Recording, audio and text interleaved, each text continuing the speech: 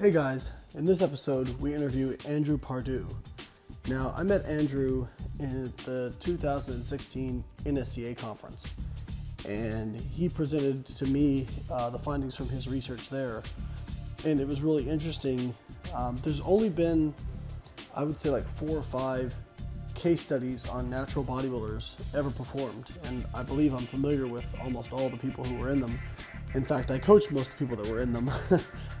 Andrew I did not coach, however, but interestingly still had a connection to him because he actually used money that was granted to Abby Smith-Ryan's lab at UNC to support his research. So it was cool to see that the Layne Foundation grant was able to support some really cool research. So he followed himself, his own prep for a natural show, and looked at different markers of metabolism, metabolic rate, hormones, and some other factors, and then followed these also throughout the course of his reverse diet. And Sohi and I really enjoyed this interview. He's very passionate, very driven, and more than that, just had some really great insights to what are some of the best ways to get through a long diet or a reverse diet, and what are some things we need to think about when we're addressing these topics. So I think you guys are really going to enjoy this interview. It's pretty sciencey as usual, but there's a lot of practical stuff you're going to be able to take away from it, and I think you guys are really going to enjoy it. So this is Physique Science Radio and our interview with Andrew Pardue. You're not currently in grad school, is that right? No. So, I started doing the case study really to be honest, mostly in preparation for grad school. So at the time, I kind of had a few ideas of how I wanted to pursue my career after school. At that point, I was considering grad school pretty strongly. I had went into undergrad with every intention of doing grad school. It was just kind of, especially growing up, it was kind of a given that I was going to at least get my master's.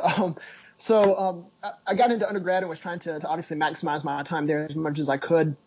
And with the idea that I was probably going to do grad school, that's really a big inspiration for why I did the case study. So for those of you that don't know, like a lot of undergrads will allow you to do basically an honors thesis. So it's meant to replicate like the theses you would do in your master's programs and whatnot. So basically to help you prepare for grad school, and it of course looks good on resumes and applications and things like that. So I was in a class with Dr. Sprod, which is the corresponding author in this study that we're talking about. And one thing led to another, and I found out that was a possibility. So I went into undergrad with the idea that I'm here, we're paying the money to go here, so I might as well do everything I possibly can to really squeeze every last drop out of it. So it was kind of a no-brainer. I started looking into developing the study and kind of just went from there.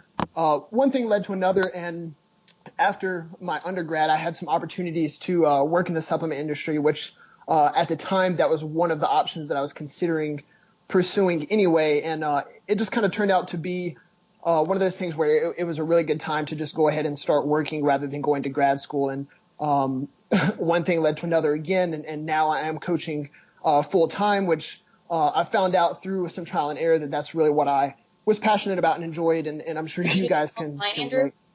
Can you say it again? You do online coaching right now?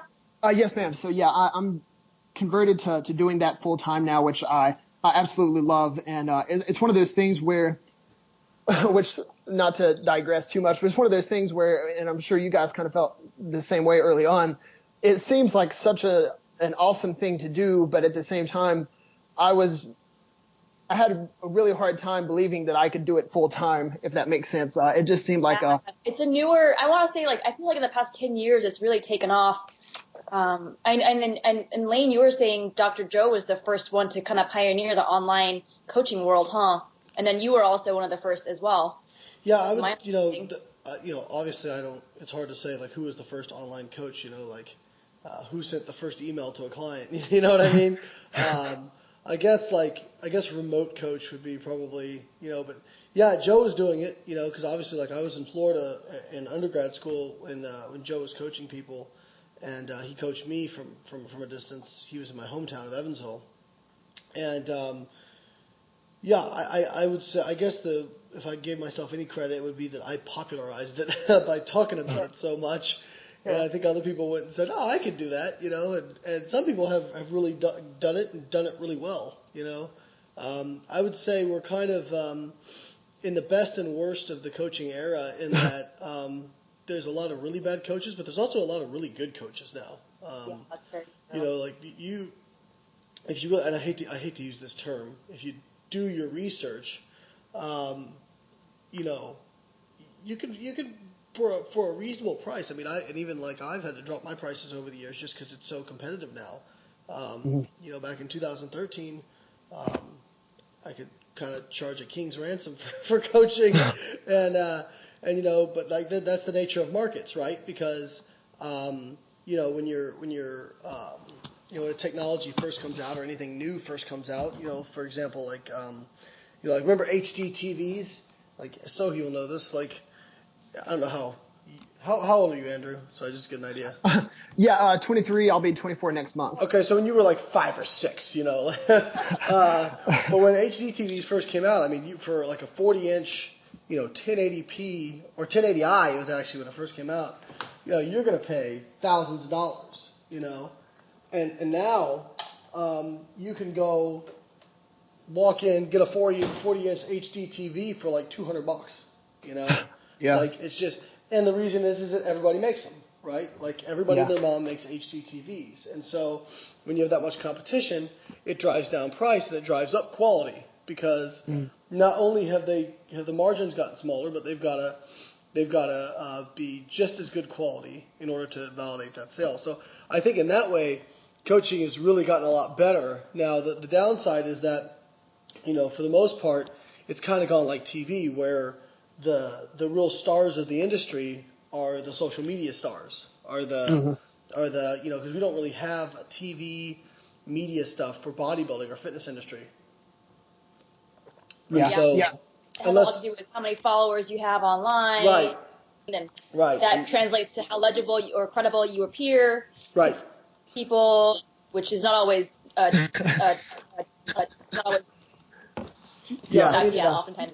Yeah. So, but if you're willing to, do a modicum of research and kind of, figure out, who seems to be reasonably intelligent and know what they're talking about, and has a good track record with clients and good referrals, and I mean for I don't want to say you can get them for super cheap, but you can get a really, really good coach for a few $100s a month, which compared to what it used to be is very, very reasonable.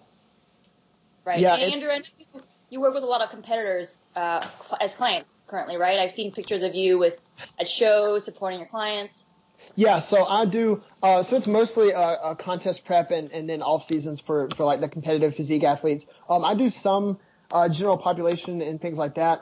Because like when I first started lifting and getting into the whole thing, it wasn't to compete; it was just to look and feel better. So I do some general population, but I like to focus on the competitive side of it. It's the fact that you have to get as detailed as you do during that is really been the main interest of mine. So it's been a lot of fun, and it was one of those things where I would have loved to have done that as soon as I got out of college, but I kind of just didn't know whether or not I would actually be able to do it full time. And then, like I said, after a few different developments, it just kind of led that way. And now I'm fortunate enough to be able to do it full time. And doing this research that we're talking about, like I said, it had nothing to do with like supporting my coaching passions or anything like that, because at the time, I coached a few people.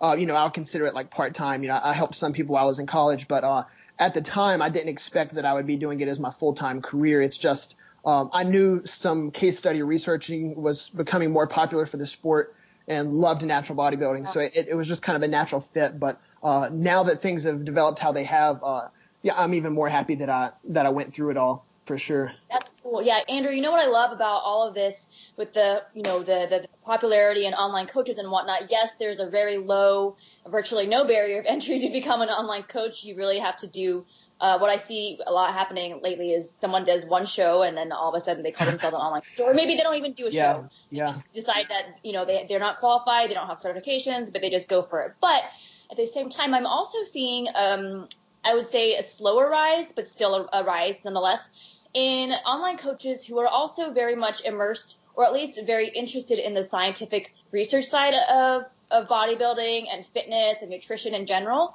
And so I was really impressed last night reading through your case study that you emailed over.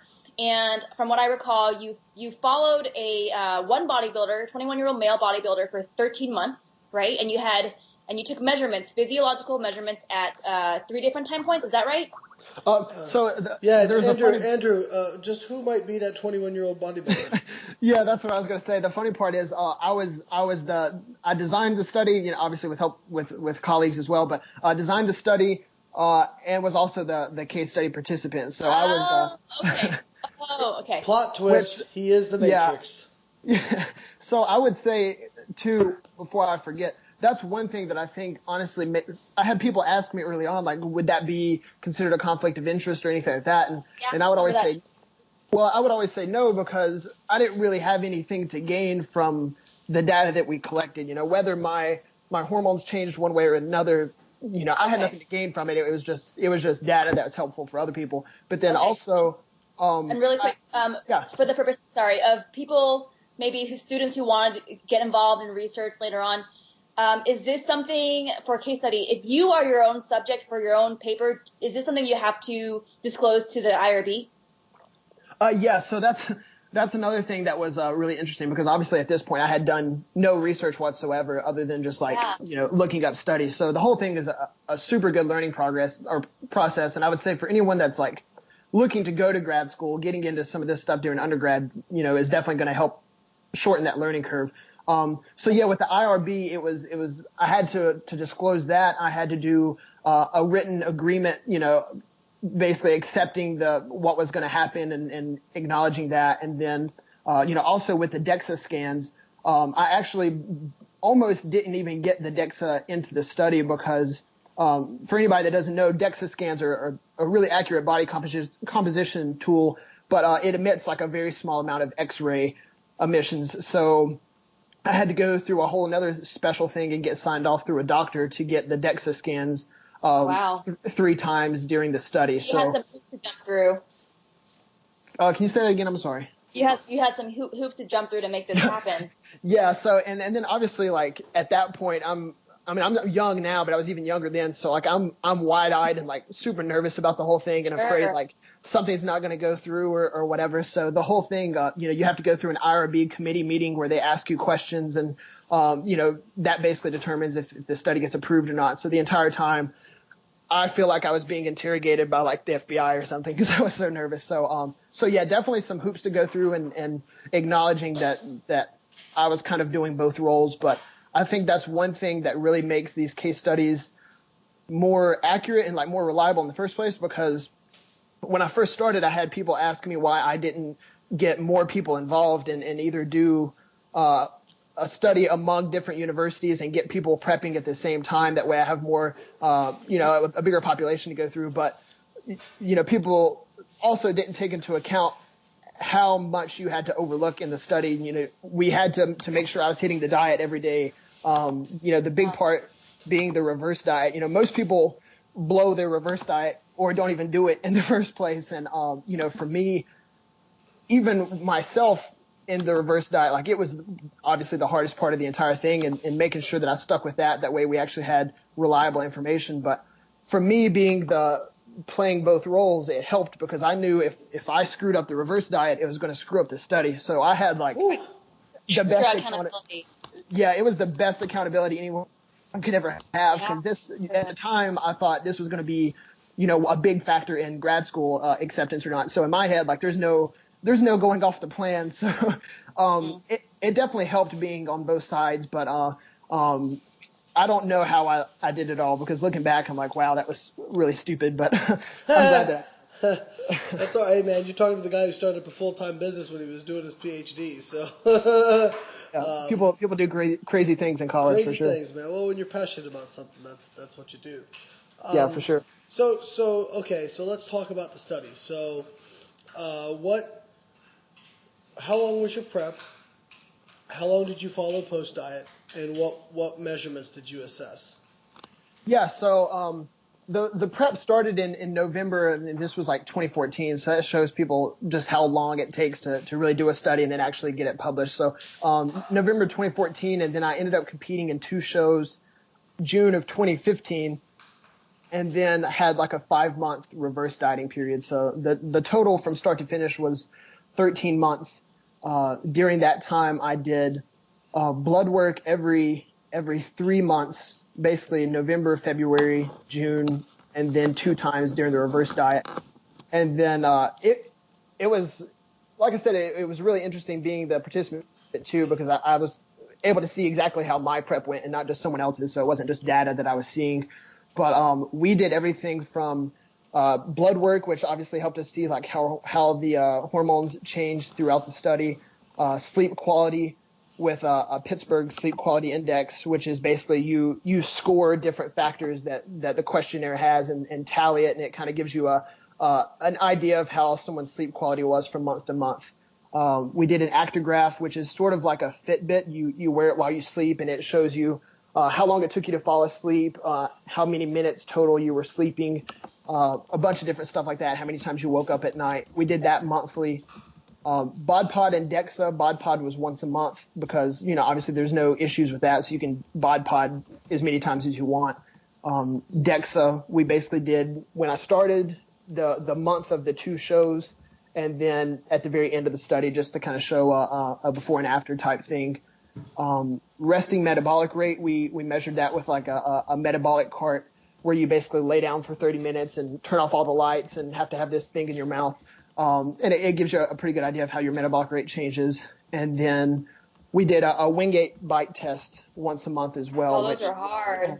It was awful. Yeah, it was the worst part. So, yeah, I think people don't really know what, like, you talk about HIIT cardio, like that's HIIT cardio. A lot of what other people do, until you've done a Wingate test, it's a whole different world. So that was very interesting, doing that once a month for 13 months. Wow. Sure, you're real excited about that. Yeah, it was a wake up call for sure. So basically, just to kind of give everybody like a general idea, we did monthly testing on virtually everything except blood work, which was every I think 3 months, and then Abe, just because blood work can get pretty expensive, so obviously we had to try to be strategic about that, so we weren't blowing our funding within a few months. And so yeah, that's kind of an overview of all the things we tested. We tried to really think of as many things as we possibly could. At the time of us starting this study, there were only, I believe, 2 other ones. Peter Fitchen and his group, which I'm sure you guys know, and everybody that follows coaches knows him, and then Chris Foss, and those 2. Obviously their studies were great. People should definitely check those out if they haven't already. So I basically tried to look at those, see what might be able to be added to kind of complement that, and what things they may have not looked at that we could look at, and then of course just kind of build on from there. So I would have been the third to my knowledge, but then a fourth one or a third one got published while I was finishing mine, so took 4th place there. But who was the third one? I know the lead guy was Robinson. I can't remember his name, but this isn't a female, right? The one, so there may have been another one then, because the one I'm thinking of was he was a male bodybuilder as well, in his early 20s, and Eric Trexler. Yep. So for those of you that haven't looked at the abstract yet that are listening to this, I worked with UNC Chapel Hill. I attended the University of North Carolina Wilmington, which is on the coast in North Carolina. I worked with UNC Chapel Hill.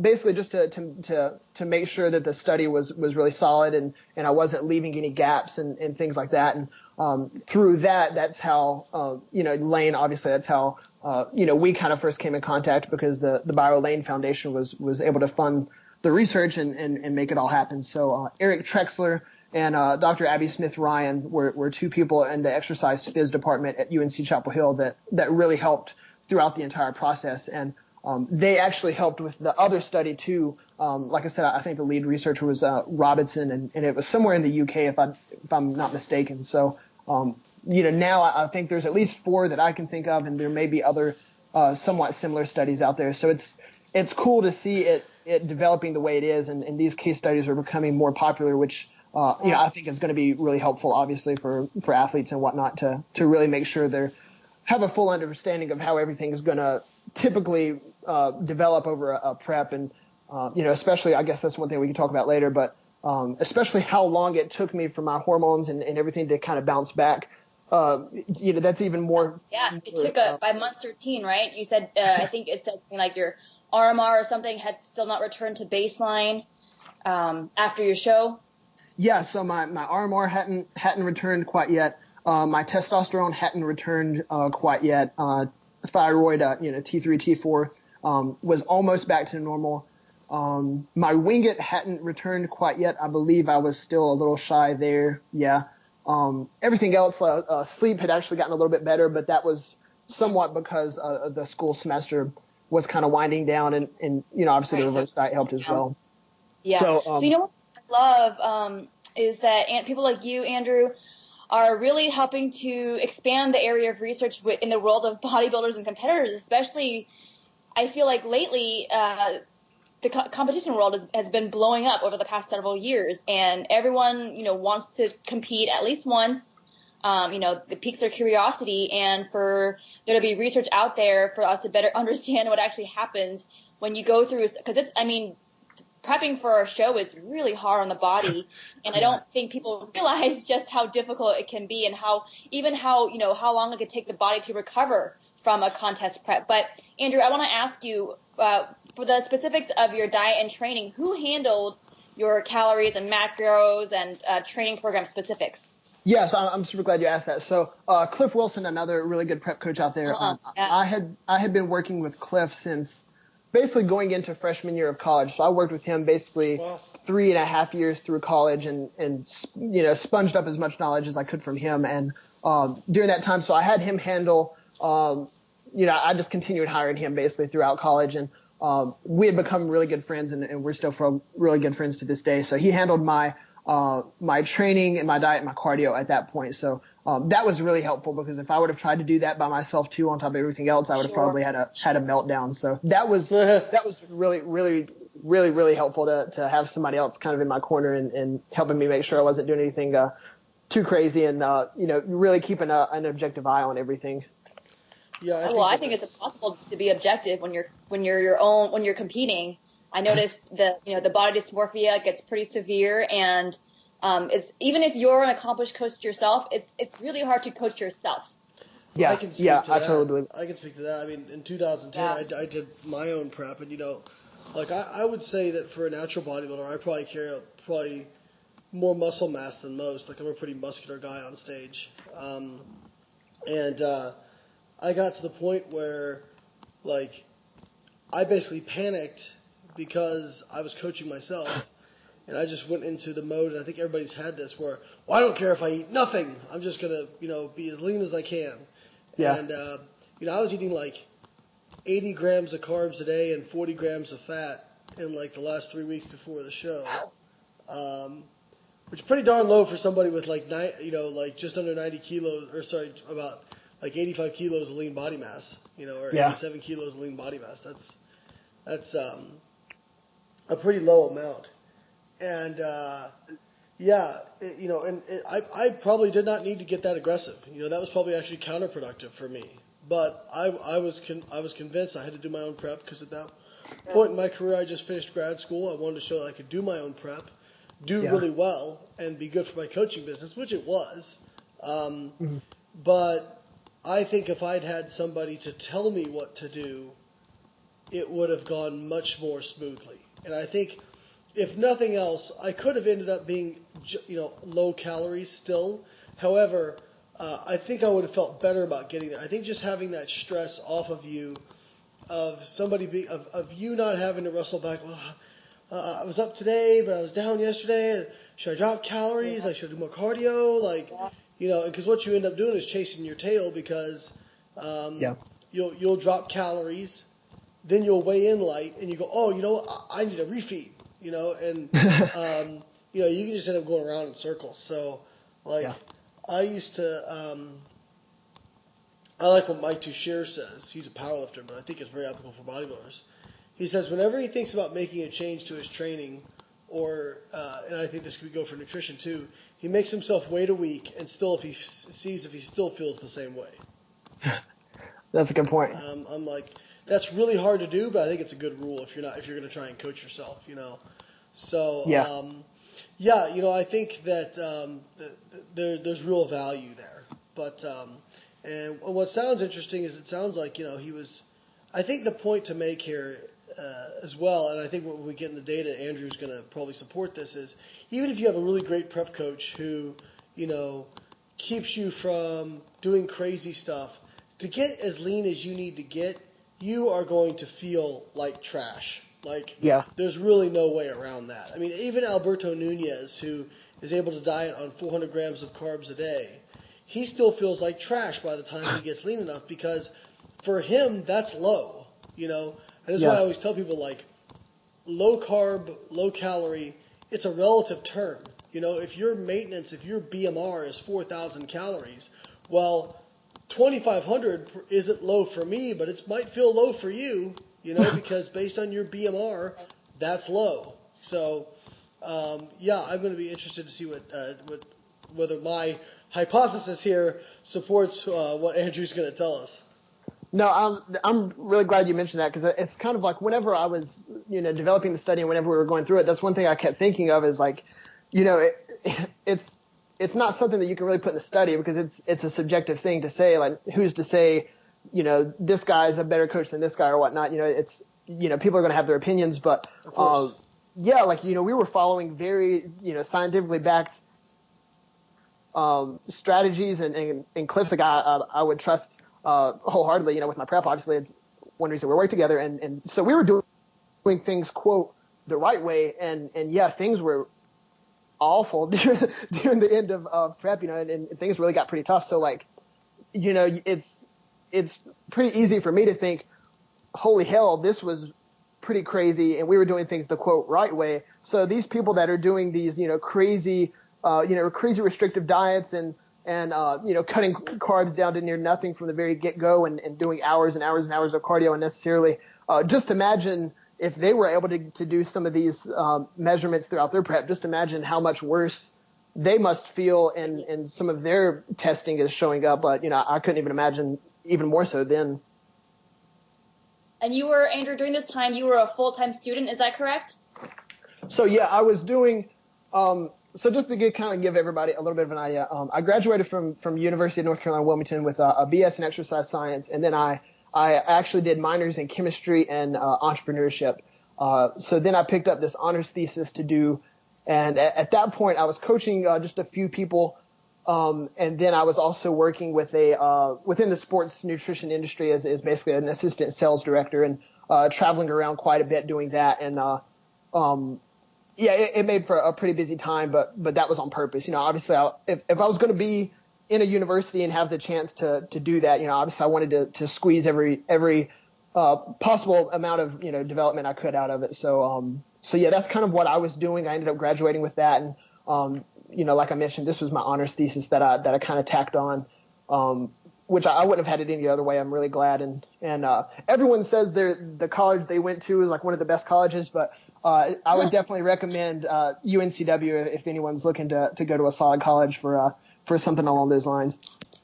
For exercise science, that's really cool, and I admire you for juggling a full-time contest prep while you were in school. I know how difficult that can be. I think school in itself is quite the handful, quite the responsibility to take on.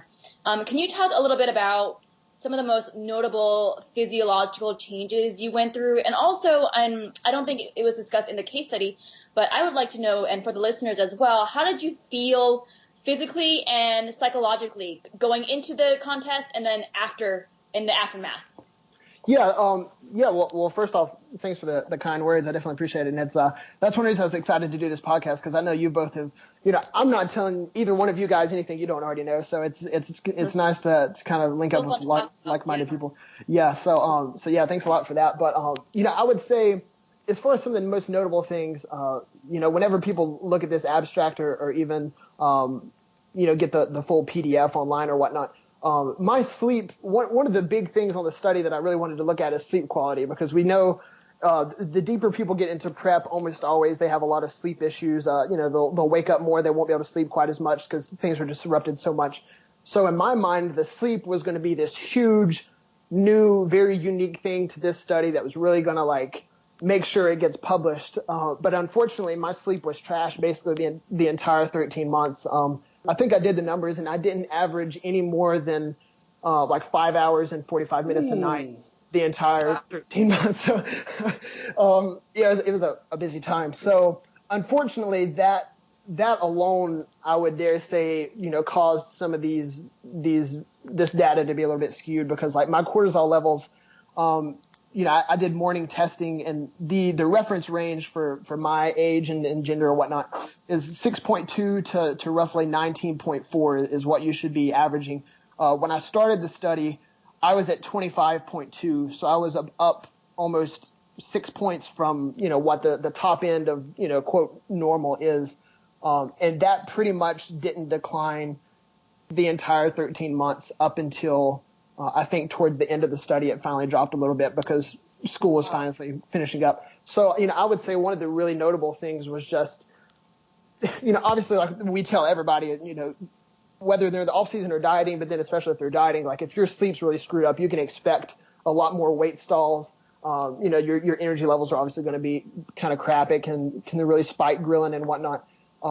So my sleep was off basically the entire study. So if I had been sleeping a much more consistent and quality average night's sleep, I think everything would have probably progressed at least a little bit better, and I would have felt better. So that's a big thing. If you're going to do a prep, kind of assess what your lifestyle's like and how that may affect things before you get rolling. The other thing that I would definitely mention, and Layne, I don't know if you remember this, but I presented a poster on this. I think it was last year in 2015, or I think it was 2015 or 2016 in July at an NSCA conference. And Layne, that's where I actually met you in person, and we talked very briefly. And during that conversation, one thing that we talked about that I thought was a super interesting point that you brought up is most of the measured areas were at least pretty close to back to normal. There were a few that were still had a little bit of ways to go, but after basically 5 months of raising food, dropping cardio gradually, I was weighing the same. My lean body mass was about the same as when I started prep. Most of the data was back to pretty close to baseline, but I still felt not good at all. It's interesting. How because obviously reverse dieting is not an exact science because we don't have any research on it. So did you kind of just gradually increase calories from the start? Did you do a calorie boost at the beginning? How did that go? After contest, what was your initial bump up? And what was your intake when you had those measures where lean body mass was back to normal? Was your intake the same as it was pre-diet, or was it more? Was it less? Do you remember that data? Yeah, I've got some of it in my notes. I'm actually going to glance through it right now while I'm talking. I do know towards the end, let me get my notes. I can't believe I've misplaced it. So just to give people kind of an idea of where my calories were when I started, I was taking in just under 4,000 calories when I started. At the time of the contest, right before peak week, I was taking in 1,725 calories. So, that was over the course of 8 months of dieting, gradually working down. When it came time to reverse diet, I wish I had kept a weekly log of every adjustment that I made. At the time, I didn't even think twice about it because I was so worried about everything else. But that would have been super interesting for a lot of us that deal with coaching and just athletes in general. I will say that the first week, it was kind of an initial bump just to make it a little bit more manageable. So I think we ended up bumping my carbs up. I was taking in 80 carbs before peak week. I think I probably bumped up to around like 150. So probably 50, 60 carbs. And then I think fat, we had only increased it, maybe like 6 grams that first week. Just to kind of give me a little bit of a bump, give me some more wiggle room, make it a bit more manageable. And then throughout the rest of the reverse diet, so, say in the last 4.5 months, the changes varied between somewhere like 10 to 30 grams of carbs and maybe 4 to 8 grams of fat. And I actually think I outlined this somewhere in the study as well, very briefly. But basically it was 1 week of a little bit bigger jump just to make things more manageable, and then some smaller increases from there. And this is something you guys probably have some good insight in as well. But obviously, like you said, there's not an exact science with reverse dieting in general. You've got some people that think you should go back to near your baseline of where you started prep within a couple weeks and just embrace the extra weight gain and get back into a, quote, more favorable spot to begin growing again. And then other people will more or less drag it out and try to really go super slow with it, which, I think both extremes kind of have some downsides to it. So, we tried to somewhat meet that in the middle. We definitely didn't do these 5 to 10 gram bumps from the very get-go because, that's reverse dieting in general is pretty hard to manage. So, we were both kind of in the camp of, meeting somewhere in the middle. But hopefully that gives people at least some kind of an idea of just generally how we approached it. If I hadn't been doing this study, like I said, there's no telling how the reverse diet would have went because it was definitely a lot to take in. But, I don't know how exactly I may have done it differently if I would have done it differently. But over those next 4 or 5 months, we were pretty consistent with making some changes pretty much every week. Like I said, my lean body mass and my body weight was basically back to normal within 5 months. As far as my intake, I actually can't recall exactly what my intake was at the last of the study, but I do know it was not quite where we started because I started taking in like just under 500 grams of carbs, and I know I wasn't back up to that. I was probably up to, don't quote me, but it was probably somewhere in the line of like 350 or close to 400 at that point in the reverse diet. So not quite back to. So yeah, it was. This is what's interesting is, and I'm not trying to call anybody out specifically because they back it up with data, but I think one of the things we have to keep in mind is that, data is just means, right? And, you're not a mean, you're an individual data point, right? So, Menno Henselman's, when we had the reverse diet debate, he said, it's all just body fat and lean body mass. If you regain all that you lost, you'll be back up to where you were. And this actually says that that's not necessarily the case, that, maybe it's the case on average for the average person dieting, but for somebody who's doing contest prep. And I think this is where the disconnect between me and a lot of the other scientists out there who say these sorts of things and kind of dismiss reverse dieting or metabolic adaptation, I think maybe the disconnect is that I'm used to seeing a lot of contest prep people who are going through really extreme diets and then really extreme rebounds. And I can tell you that there's just some funky metabolic stuff that's happening. And, if you create, I think, Lyle McDonald's, his favorite number is 15%, that metabolic adaptation is only 15%. Well, I think for most people that's probably about right. I think that is probably about right for most people.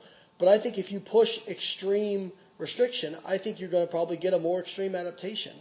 And also the point to be made is that if the mean is 15%, that means you're going to have people that are 25, 30, 35, and you're going to have some people who don't have any adaptation at all. Like that's the point. And I think the other point is, I think it's okay that when you're formulating as a coach, when you're formulating things, that you start with the data that puts you at the mean, right? Because that's most likely to work for more people.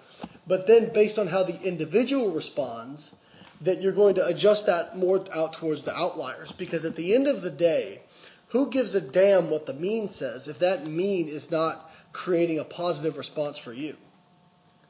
Yeah, that's a super good point. So I think the other thing I wanted to touch on, Andrew, and maybe you can speak to this, is, and this is, I feel like I'm just calling out all the people in the industry right now, but like I actually really like Menno Henselmans and I really like Alan Aragon. Just because we disagree doesn't mean I don't like them, because I really do. But Alan has and Eric Helms even has said, well, after you're done with your diet, you should just go back to your maintenance. I completely agree with that. Where I disagree with them is the definition of maintenance, right? If you're talking about actual maintenance, well then by definition you would not gain body weight. Are we in agreement on this? Yeah, I was just thinking that before you even. I was hoping that's where you were going with it. Right, exactly. So, by definition, if it's your maintenance, you won't gain body weight. Perfect, right? Well, if we're talking about, but what they are talking about is predicted maintenance, which is not going to be your actual maintenance by the end of a long diet. And even, so I think you have to be honest with yourself. And I tell clients this, this is how I coach, and I'll say, listen, what is more important to you? Feeling normal faster or being able to maintain more of your leanness? If the answer is feeling normal faster, then by all means, let's throw more calories at you. But you have to understand that you're going to gain more body fat. If the answer is, I want to keep more of my leanness, well, then you're going to feel like crap for a longer period of time, but you're going to maintain more of your leanness. You can't really have both, right? Now, Eventually, I have had cases where I've gotten people to slowly reverse. They kind of maintain quite a bit of that leanness, and if they maintain it for a long time, that actually kind of becomes their new normal. Like I've seen people who this actually happens to. And there is some data that suggests that if you stay at a low body fat for a very long period of time, that can become your new normal. And I think it probably has something to do with you becoming more sensitive to leptin. But I think that we're some of the debate around reverse dieting and metabolic adaptation is just kind of people looking at means and wanting to, kind of say that should drive everything when in reality everybody's an individual data point. And I think with coaches in the real world who work with actual clients, because I think science and research informs us, gives us a lot of information, but at the same time, I think having the real world practical experience is also another really important part of learning what actually happens. And we can say, yeah, sure, the research says this, but here's what I've experienced with all of my clients. I have one client who does this, another client who does this, and it doesn't always fit what the research might predict. Well, and in my defense with the reverse dieting thing, I never tried to say, hey, this is some magical cure that is going to do X, Y, Z. I've said, here's this thing. It's worked well for some clients. There's no research behind it, but this is what I've observed. And if you want to give it a try, fine. There was never there was never any kind of I don't feel like I marketed it irresponsibly, although other people would disagree. But yeah, and I think that's a great point, Sohi, that the first one of the crucial phases of science is observation. And so if you just if we're just going to go to based off what PubMed says, well, when Newton saw the apple fall from the tree, there was no PubMed study he could run to and say, "Aha, see gravity." So I think I'm not comparing myself to Isaac Newton. I can see the hate already. But it's already happened, Layne. yeah, exactly. Podcast is out yet, so already. But I think the point is that you have to willing to be. One of my favorite quotes is be open-minded, but not so open-minded that your brain falls out, right? So I think we always have to be willing to consider new data. So I think it's interesting, Andrew. It would have been interesting to see if you had gotten also your calories back to normal. Now I don't know because I remember you showed me this poster and I saw this. So your lean body mass and body fat was back up to normal, but your metabolic rate had not gone back to normal. I wondered if you had gotten your intake back up to normal, and then all those three markers kind of intersected. If that would have shown a different result if you'd have been back to your normal BMR. Yeah, that would have been really interesting to see, and it's funny. Like afterwards, there's things you spend so much time on a study trying to get it perfect, and then afterwards you still look back and you're like, shit, I should have done this or that. But no, it's a really good point. I think you guys really hit it on the nail on the head because even now, like people will ask me about maintenance, or I'll have clients ask me about maintenance, and like you said, I think that's one of the big things is that people will have the misconception of that maintenance is this set number that doesn't change, and it's like as you lose or gain weight, like your maintenance is going to change as well because like is your maintenance always gonna change. yeah, are you trying to so that's another thing too with the reverse dieting thing. Like if you're in the camp of I'm going to go back to quote maintenance or whatnot, like you said, first you wouldn't gain weight if that's really what you were talking about. But if you were talking about your maintenance before you started prepping, if you had to prep and somehow had to lose, say 50 pounds over the course of the prep and your maintenance for that body weight at 50 pounds up was X, you might not want to jump right back up to the intake that you were taking when you were 50 pounds over stage weight or whatnot. So to me, that's kind of where a lot of people kind of get lost in the weeds as well. But yeah, I think, obviously the physical part of it was really noticeable, and we were able to kind of reflect that a little bit more in the study. It would be nice, and that's where I'm really glad that we were able to do this podcast. Obviously, like we talk about the mental effects of dieting and being ready for the rigors of prep and reverse dieting and whatnot. But, this study ended in November. My numbers were, the data was pretty close to baseline, for the most part, or it was either better or somewhat close. But I remember December and January. So even two more months after that, I mentally wasn't back to where I was when we started the study. So obviously, starting prep and starting the study, that was in my mind going to be a big deal for grad school and whatnot. Like obviously I'm super excited. I had a lot going on then, but energy levels were still relatively good. But I remember even December and January. So that's 5, 6, 7 months after I stepped on stage. Mentally, I still was, just very mentally fatigued. I remember going to the gym specifically in December, right after like Christmas. It was like the day or two afterwards. And I still wasn't like necessarily stoked to be going to the gym. And like, I'm, obviously I joke that yes, this case study is just one person, but if you're wanting to talk about averages, like I have probably the most average from physique of anyone that competes. So I kind of joke like there's some rationale to how average the study is, but, so, obviously like, so, there's that for anyone that wants to look at what I look like on social media or whatnot, you'll kind of understand the joke. But, so obviously I'm excited to go to the gym because like I want to get better and become average plus some. So for me not to be excited to go to the gym 7 months after, competing, it kind of sheds some light into how I feel when I have other clients, transitioning into their off season and whatnot, that, sometimes it really does take a lot to really bounce back to feeling, your normal even if your data looks, like, oh yeah, you shouldn't have any problems at all, but you could very well still not feel fantastic depending on those circumstances.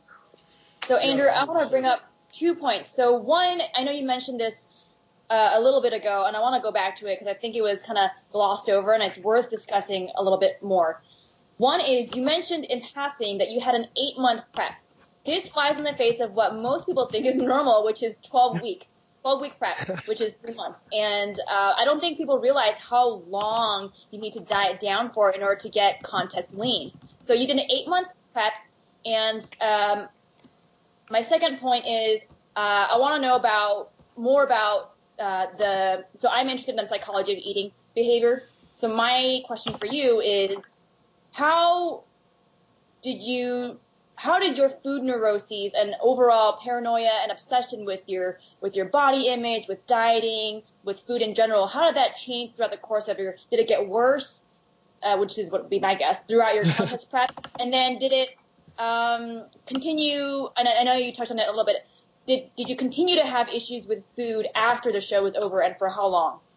Yeah, so that's a really good question. I probably wouldn't even have thought to touch on. So just to cover the number one, just so I don't forget. Yeah, so this was a super long prep. It was like 8 months. I would say one thing to note is, obviously like this is a whole other thing that I'm going to try not to digress on, but like depending on how much weight you actually need to lose before prep is obviously going to play into the fact of how long you need to prep for. But I would say like in my situation, we started well ahead of time. We kind of had an idea of probably what body weight I was going to end up looking at on stage.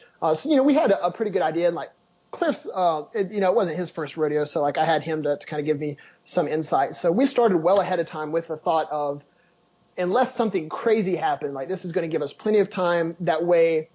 So one thing that should be mentioned is, like, I obviously had to have this study started and finished by a certain time. That way I still had time to submit the thesis, defend it, and then, obviously prior to graduation, unless I wanted to like stay an extra semester, which in my mind just like wasn't an option. So there were some timeline considerations just in terms of like the actual college part of it. So we started ahead of time. That way, even with some bumps or in the road or whatnot, if we needed to change something or delay when I actually competed or whatnot, it would obviously give us some wiggle room. So we started in our minds well ahead of time, but I actually went through periods. It would take someone actually looking at the full study to really see all the data, but there were weeks that would go by where my weight would stall, like hardcore stall. And I think a lot of that had to do with, not to sound like cool, but like I was doing a lot of stuff. So like I said, I wasn't sleeping a lot. It was like very go, trying to balance a lot of stuff. So my stress levels were like through the roof, as like a lot of college people can attest to. Wasn't sleeping a lot. So I think that really had a lot to do with some of the fat loss issues I saw. So I had several weeks where I would stall and we would have to, kind of regroup and look at things and make some tweaks. So, I would go several weeks without really losing hardly anything. And then finally I would see a really good drop. So my prep, I say all that to say my prep took 8 months. If it was a more, quote, ideal situation, it may have not have taken me that long, because I lost basically 20 pounds over 8 months, which if you do the math is like 0.63 pounds a week, which, isn't too bad if you were actually averaging that out. Obviously you try to shoot for like a 1 to 2 pound a week, depending on the body weight of the person and whatnot. So I say all that to say mine drug out even longer than it probably would have if I were in a little bit more favorable circumstances. But in general, yeah, that does go to show you, like, you might have a situation like me, like you might start prep at X date thinking you have plenty of time, and shit might happen and you've got to extend how long it takes you to diet. Your job might have you doing overtime, or you've got kids or whatever. So, hopefully that does kind of give people an idea, like, this is us doing things, quote, right. And it took a long time. So, this is one thing I try to point out when I have clients come to me and wanting to compete in 8 or 12 weeks. And in reality, they're looking at like 24 or 32 weeks to really be stage ready. So, that is a really good point. Is really key in the beginning, and being open-minded to pushing back a show, or understanding that the dieting period may be a good deal longer than you initially anticipate. And you probably need to get leaner than you really, especially if it's like your first show or two. Like, yep. You're probably overestimating how much muscle you really have under all that, or underestimating how much lean body mass you're gonna have to you lose to get down there. People don't realize that. That's not fun. That part's not so fun. And I know there's a lot behaviorally we can do to retain as much lean body mass as possible in the way of consuming sufficient protein and lifting weights and whatnot. But there's also, I think, there's also the individual variation that we talked about. Genetically, some people just are predisposed to lose a lot more muscle mass than other people. And we talk about, you'll hear some people saying that getting your body to look a certain way is purely a matter of trying hard enough and working harder. And I very much disagree. I think the genetic component of physique changes is not talked about nearly enough. You and I could do the exact same things and we can look very, very, very different. Yeah. And I'm going to digress here a little bit, but that's a super good point too, because like you said, one reason I've done a lot of the research side and really try to get involved into this was because, like I said, I'm not like I wasn't born to bodybuild. I just happened to really like bodybuilding. So, I've just kind of done it in despite of what nature has given me. But, like on social media, like these coaches that I'm sure some of them work hard, but then at the same time, you have some people that are just genetically predisposed to look really, really good, and adapt really well to training. So for a lot of people, that's kind of the big lure to why people hire them, because they look great. So if they look great, then everyone else wants the same results. But in reality, like you said, there's a lot of a genetic factor. But in my mind, from the very beginning, knowing that I was a smaller guy, I knew I could compensate for that in some ways by focusing more on the science and really educating myself. That way I could kind of, have other unique things to offer, clients and whatnot, which has kind of helped. But yeah, I think that would have been a difference is to think, I was a 21-year-old kid. I'm still a kid, but I was a younger kid then. I was 21 and not like an overly huge guy. So if I happened to be an athlete that held a lot more muscle than I did, maybe even that would have attributed to how well the prep went and how far I had to dig, because you'll see a lot of people out here and I hate to say it, but like bikini athletes are like the most notorious for it. They have this idea of a certain look. They want to look like this certain IFBB pro or whatnot. So they diet themselves into the ground thinking that if they get lean enough, these muscles that are present in these IFBB pros are just going to pop out. Like, they're just going to diet into this physique. And it's a matter of, you may just not have the muscles. So the look you bring on stage, especially as a younger person, is going to be probably quite different than like your idols that you're hoping to look like within your first couple of years of training, if that makes sense. And sorry for the tangent, but I think that's a really good point. Oh, totally. Absolutely. 100%. Well, Andrew, we're going to have to wrap up here, but I guess, could you give us one thing or two things that if you had to tell people who are going to compete or diet or whatever, a couple things you've learned from this that you feel like people could implement and be more successful? For sure. So one I would say is definitely like actually look at the research and not just abstracts, but really try to find the science. Everyone wants to say science-based now. Like supplement companies say it all the time, coaches say it all the time, but like there's a difference between saying you're science-based and actually like being involved in the science. So, to really try to stay up to date with these journals that are publishing like legit research and kind of getting an idea of what that's culminating to be. I would say definitely that. And then B, there's never going to be like a perfect time to compete. Like you're going to have to deal with your own struggles. I had the stress of trying to balance this or that, but other people might have kids or whatnot. But at some point, if you want to do it, you're just going to have to dive in and handle that on top of your other stuff. There's never really going to be a time where you're just completely stress-free and you have nothing to worry about. Yeah, that's never just a perfect time. Yeah, I mean, life's just not like that for any of us. So off the top of my head, that's two that I think really go a long way in just helping people be a little bit more educated and a little bit more realistic with how their prep's developing. Awesome.